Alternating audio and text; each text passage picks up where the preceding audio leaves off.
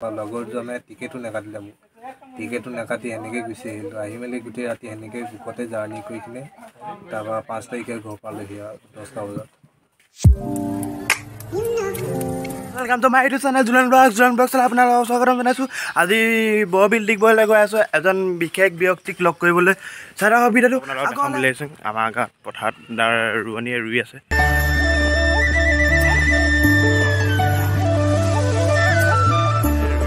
ৰোৱনী সেই পথাৰত মই এতিয়া যাওঁ 3 নম্বৰ বৰবিল ডিগবৈ মানুহজনক লগ কৰি আহোঁগৈ।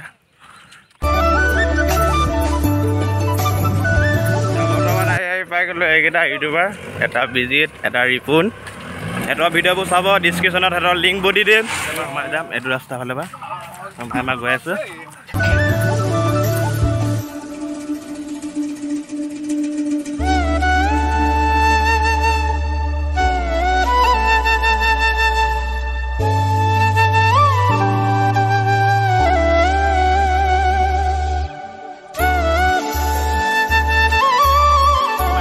বেছি ডোখৰ নহয় 3 নম্বৰ বৰবিল শ্বৰ্টকাট ৰাস্তা ফালে পাইছোঁ। যদি লংকাট ফালৰ পৰা যদি আহা অলপ দূৰ হ'ল সেইটো কাৰণে ভাবিলোঁ শ্বৰ্টকাট ফালে পৰা যাওঁ।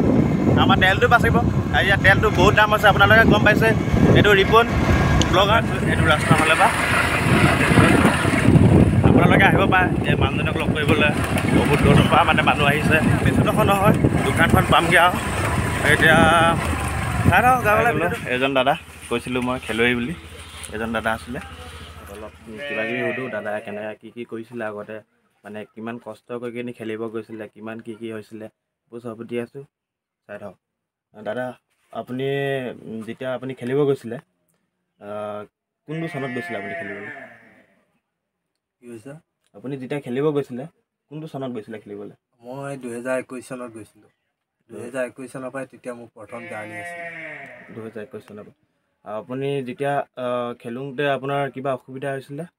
অসুবিধাটো বহুতখিনি অসুবিধা হয়। এজন খেলুৱৈৰ কাৰণে বহুতখিনি অসুবিধা হয়। নিজৰ পকেটৰ পইচা নিজে খৰচ কৰিব লাগে। কাৰো পৰা ৰেহাই পোৱা নাই আজিলৈকে। এতিয়া খেলিব গ'লেও নিজৰ পকেটৰ পইচাই যাওঁ। এতিয়া ট্ৰেইনৰ টিকেট নিজৰ পকেটৰ পইচাই কৰোঁ। এতিয়া কিবা এটা খাব হ'লে নিজৰ পকেটৰ পইচাই খাওঁ। এয়া শুনিলে নিজৰ পকেটৰ পৰা খাইছিলে নিজৰ পকেটৰ পৰা খৰচ কৰিছিলে চব। চৰকাৰৰ ফালৰ পৰা একো সুবিধা নাপালে আপুনি? চৰকাৰৰ ফালৰ পৰা একো সুবিধা নাপালেই।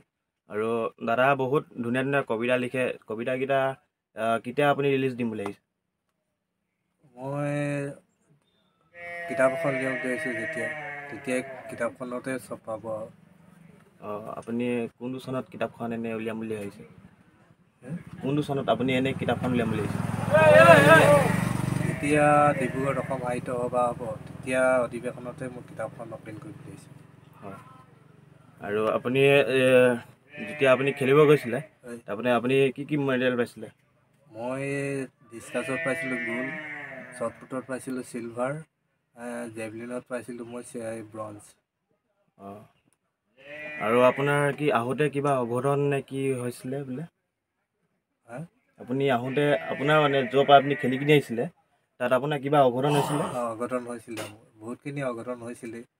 মই যেতিয়া মোৰ 4 তাৰিখ আহিছিলে 4 তাৰিখৰ দিনাখন মোৰ খেল ষ্টাৰ্ট শেষ হৈ কিনে সেইদিনাখন মোৰ ৰাতি ঘৰলৈ অহা কথা আছিলে। ঘৰলৈ আহি তাৰপৰা 3:30 বজাত আমাক ভাত দিলে। ভাত খাই মেলি আমাৰ 1:30 বজাত ট্ৰেইন আছিলে। ট্ৰেইন আহি কিনে আমি সেনেকৈয়ে পইচাটো হেৰাই থাকিলে সেনেকৈয়ে আহিলোঁ। তাৰপৰা লগৰজনে টিকেটো নাকাটিলে মোক টিকেটো নাকাটি সেনেকৈ গুচি আহিলোঁ। আহি মেলি গোটেই ৰাতি সেনেকৈ বুকতে জাৰ্ণি কৰি কিনে তাৰপৰা 5 তাৰিখে ঘৰ পালোহি আৰু 10টা বজাত। আপুনি কোনখন স্কুলৰ পৰা গৈছিলে পঢ়িবলৈ? কোনখন স্কুলৰ পৰা মেট্ৰিক পাছ কৰিছিলে? মই ডিব্ৰুগড় ডিষ্ট্ৰিক্টৰ কদমণি হাই স্কুলৰ পৰা ছেকেণ্ড ডিভিজন মেট্ৰিক পাছ কৰিছিলোঁ। আচ্ছা কোনখন কলেজত এতিয়া পঢ়ি আছে আপুনি? হাই ছেকেণ্ডেৰী মই টিংৰাই জুনিয়ৰ কলেজৰ পৰা ছেকেণ্ড ডিভিজনতে। আৰু আপোনাৰ নামটো? মোৰ নাম শ্ৰী শশাংক মেছ। শশাংক মেছ।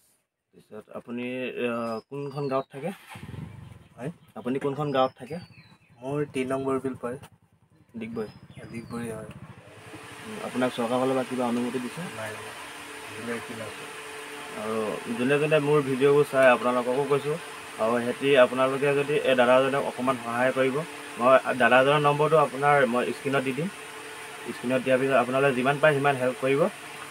আমিও কৰি যাম চবেই কৰিব দেখিলে দাদাজনে ইমান ভালকৈ শুনি নাপায় কাণৰ পৰা কাণখনৰ পৰা অলপ যিমান পাৰে সিমান সহায় কৰিব দাদাজনৰ দোকানখন দেখাই দিছোঁ আপোনালোকক